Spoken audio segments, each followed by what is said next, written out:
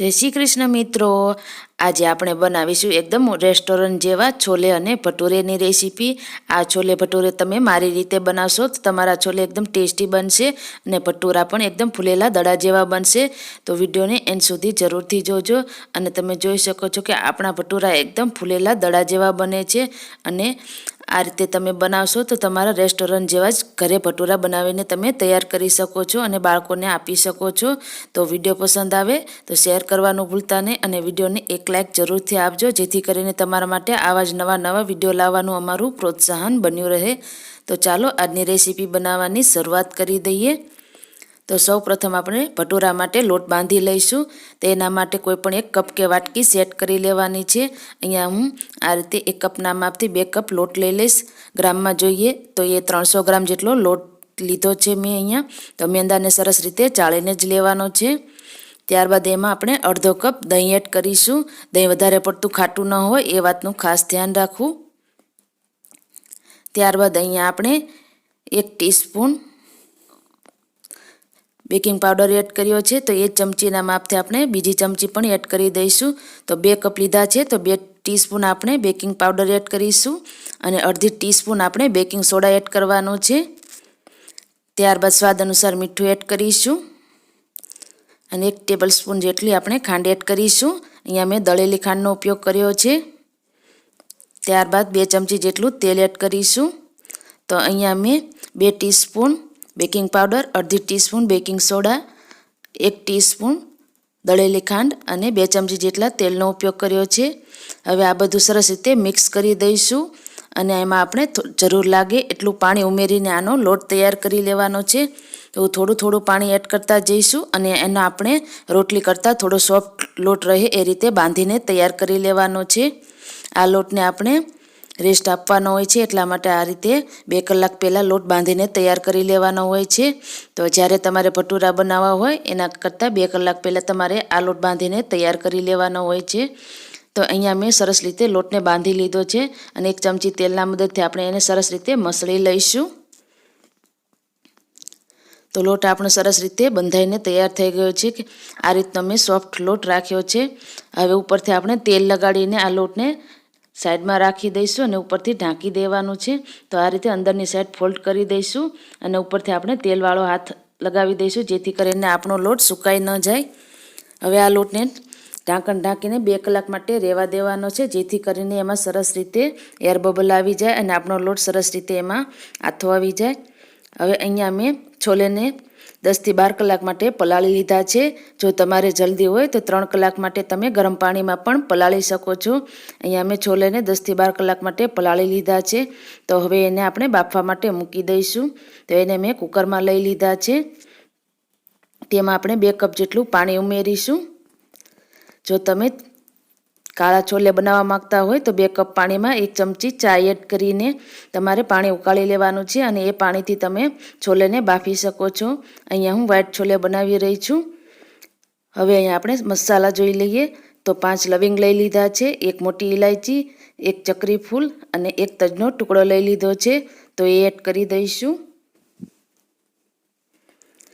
ત્યારબાદ સ્વાદ અનુસાર મીઠું એડ કરીશું અને 1 ચપટી જેટલા સોડા એડ કરીશું, જેથી કરીને આપણા છોલે જલ્દીથી બફાઈ જાય।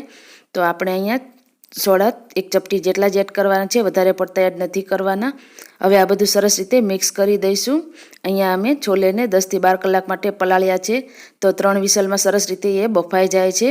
જો તમે ઓછા સમય માટે પલાળ્યા હોય તો એ પ્રમાણે તમારે વિસલ વગાડી લેવાની છે। તો છોલેને આપણે 3 વિસલ વાગે ત્યાં સુધી બાફી લઈશું। હવે ગ્રેવી માટેની સામગ્રી જોઈ લઈએ। તો 3 મોટી સાઈઝની ડુંગળીને આ રીતે મોટા ટુકડામાં સમારી લીધી છે, 1 ઇંચ આદુનો ટુકડો, 10 થી 12 લસણની કળી અને 3 લીલા મરચાં લઈ લીધા છે। તો આ બધું આપણે મિક્સર જારમાં નાખી દઈશું અને આને આપણે એકદમ ફાઇન પેસ્ટ બનાવીને તૈયાર કરી લેવાની છે। તમે ચાહો તો આ બધું ક્રશ કરીને પણ લઈ શકો છો। અહીંયા હું આ રીતે પેસ્ટ બનાવી લઈશ અને સાઈડમાં આપણે 2 ટમેટાની પણ પ્યુરી બનાવી લઈશું, એને આપણે અલગથી કરી લઈશું। તો આ બધું આપણે સરસ રીતે પીસીને તૈયાર કરી લઈશું। હવે આપણે છોલેનો વઘાર કરી દઈએ। તો એના માટે કડાઈમાં આપણે 1 મોટી ચમચી ઘી એડ કરીશ। તમે ચાહો તો એકલા તેલમાં પણ બનાવી શકો છો, પરંતુ આ રીતે ઘી એડ કરવાથી એનો ટેસ્ટ ખૂબ જ સરસ આવે છે। તો 1 ચમચી ઘીની સામે 3 ચમચી આપણે તેલ ઉમેરીશું. તમે એકલું તેલ લેવા માંગતા હોય તો 4 ચમચી એકલું તેલ લઈ લેવાનું છે. તેલ ગરમ થઈ જાય એટલે આપણે એમાં અડધી ચમચી જીરું ઉમેરીશું.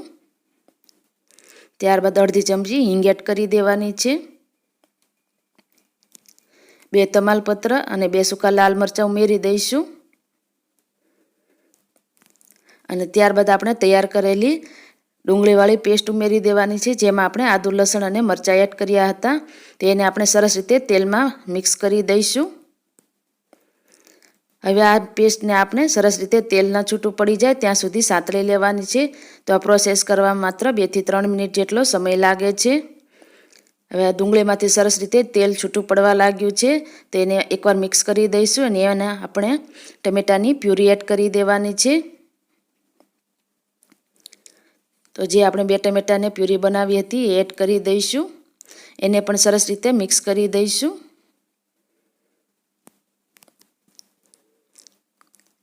હવે મિક્સ કર્યા બાદ આપણે એને ઢાંકણ ઢાંકીને 2 થી 3 મિનિટ માટે થવા દઈશું, જ્યાં સુધી ગ્રેવીમાંથી સરસ રીતે તેલ છૂટું ન પડવા લાગે. હવે 2 થી 3 મિનિટ થઈ ગઈ છે, તો તમે જોઈ શકો છો કે ગ્રેવીમાંથી સરસ રીતે તેલ છૂટું પડવા લાગ્યું છે. તો હવે એમાં આપણે મસાલા એડ કરી દઈએ. તો સૌથી પહેલાં અડધી ચમચી હળદર એડ કરીશું. ત્યારબાદ 1 ચમચી લાલ મરચું પાવડર, 1 ચમચી છોલે મસાલો ઉમેરીશું, 1 ચમચી ગરમ મસાલા પાવડર. અહીંયા તમને જેટલું તીખું પસંદ હોય એ પ્રમાણે તમે બધા મસાલાને વધારે કે ઓછા કરી શકો છો. હવે આ બધા મસાલાને સરસ રીતે ગ્રેવીમાં મિક્સ કરી દઈશું. બધા મસાલા સરસ રીતે મિક્સ થઈ ગયા છે. તો હવે આ ગ્રેવીને આપણે એકદમ ધીમા ગેસ ઉપર સરસ રીતે ઢાંકીને ચડવા દઈશું, જ્યાં સુધી એમાંથી સરસ રીતે તેલ છૂટું ના પડવા લાગે. હવે 2 મિનિટ જેટલો સમય થઈ ગયો છે, તો તમે જોઈ શકો છો સરસ રીતે ગ્રેવીમાંથી તેલ છૂટું પડવા લાગ્યું છે. તો એને એકવાર આ રીતે મિક્સ કરી દઈશું. હવે આપણી ગ્રેવી સરસ રીતે બનીને તૈયાર થઈ ગઈ છે. તો આપણે છોલેને પણ ચેક કરી લઈશું. તો છોલે આપણા સરસ રીતે બફાઈ ગયા છે. મેં 3 વિસલ વગાડી લીધી હતી. તો આ રીતે આંગળીની મદદથી તમે ચેક કરી શકો છો કે સરસ રીતે આપણા છોલા એકદમ પોચા સરસ રીતે બફાઈ ગયા છે. તો અહીંયા 3 વિસલમાં જ મારા છોલે સરસ રીતે બફાઈ ગયા છે. તો હવે આ પાણી આપણે ફેંકવાનું નથી. પાણી સાથે જ આપણે આ છોલેને ગ્રેવીમાં મિક્સ કરી દઈશું. તમે ચાહો તો બધા ખડા મસાલાને કાઢી શકો છો. અહીંયા મેં આ રીતે સાથે જ એડ કરી દીધા છે. હવે ગ્રેવીમાં સરસ રીતે છોલેને મિક્સ કરી દેવાના છે. તો અહીંયા તમે જોઈ શકો છો કે આ રીતના આપણા છોલે બનીને તૈયાર થયા છે. એમાં ગ્રેવી આ રીતની રહી છે. હવે એમાં આપણે 1 કપ જેટલું પાણી ઉમેરીશું, જેથી કરીને આપણે છોલેને જ્યારે ઉકાળીએ તો સરસ રીતે છોલેમાં સરસ રીતે ગ્રેવીનો ટેસ્ટ આવી જાય. તો છોલેમાં આ રીતે 1 કપ જેટલું પાણી ઉમેરીશું અને આને આપણે 10 મિનિટ માટે ધીમા ગેસ ઉપર ચડવા દેવાનું છે. તો એમાં આપણે થોડું મીઠું એડ કરી દઈશું. છોલેને બાફતી વખતે એડ કર્યું હતું એટલે ધ્યાનથી એડ કરવું. ત્યારબાદ 1 ચમચી જેટલી કસૂરી મેથીને આ રીતે મસળીને એડ કરી દઈશું. આ બિલકુલ ઓપ્શનલ છે, જો તમારી પાસે અવેલેબલ હોય તો જ એડ કરવી. હવે છોલેને સરસ રીતે મિક્સ કરી દઈશું અને આ રીતનું મેં આ રીતે પાણી એડ કર્યું છે. તમને જે રીતના છોલે પસંદ હોય એ પ્રમાણે તમારે પાણી એડ કરી દેવાનું છે. તો અહીંયા આપણે છોલેને 10 મિનિટ માટે ધીમા ગેસ ઉપર ઉકળવા દઈશું, જેથી કરીને સરસ રીતે ગ્રેવીનો ટેસ્ટ છોલેમાં આવી જાય. હવે 10 મિનિટ જેટલો સમય થઈ ગયો છે. તો આપણા છોલે બનીને બિલકુલ તૈયાર થઈ ગયા છે. તો અહીંયા મેં આ રીતનો રસો રાખ્યો છે અને ગ્રેવી રાખી છે. તમને જે રીતે જાડો કે પાતળો પસંદ હોય એ પ્રમાણે તમે રાખી શકો છો. તો હવે આપણે આ શાક બનીને બિલકુલ તૈયાર થઈ ગયું છે. તો ઉપરથી આપણે લીલા ધાણા એડ કરીને આ સબ્જીને ગાર્નિશ કરી લઈશું. હવે આપણે ભટુરાનો લોટ જોઈ લઈએ. તો તમે જોઈ શકો છો કે સરસ રીતે ડબલ થઈને ફૂલી ગયો છે. તો એને એકવાર આ રીતે સરસ રીતે મસળી લઈશું અને સરસ રીતે ગૂંથી લેવાનો છે, જેથી કરીને એકદમ સરસ સોફ્ટ આપણો ક્રેક વગરનો લોટ બનીને તૈયાર થઈ જાય.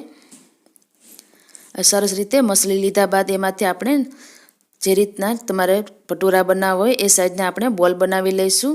તો આ રીતે લોટને અંદરની સાઈડ ફોલ્ડ કરી દઈશું અને ક્રેક ન રહે એ રીતે આપણે લુઓ તૈયાર કરી લેવાનો છે.